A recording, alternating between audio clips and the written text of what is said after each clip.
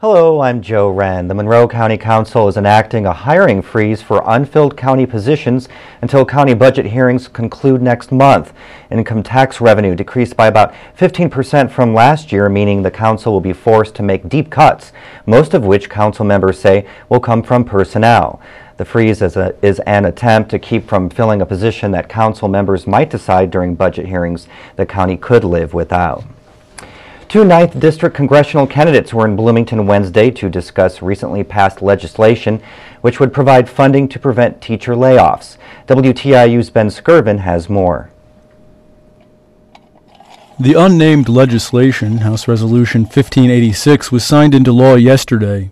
Republican candidate Todd Young says while he is sympathetic to teachers who might have lost their job, he believes the bill is just another part of a fiscally irresponsible congressional agenda.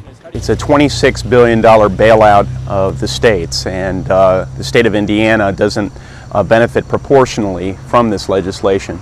It is not balanced. In other words, it's not paid for. $12.6 billion it adds to our deficit. Democratic incumbent Hren voted for the legislation. He says supporting education is critical to sustainable economic growth.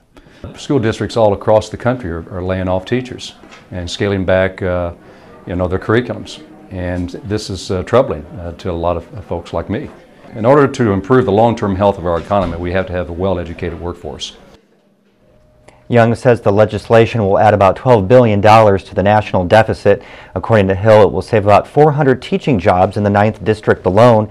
Hill says the funds will be offset from cuts in other federal spending. And the plane crash in Alaska continues to have ties with the Hoosier state. Former United States Senator Ted Stevens from Indianapolis died in the crash. IU also reports that the father of one of its football players, Paul Phillips, was also killed on that flight.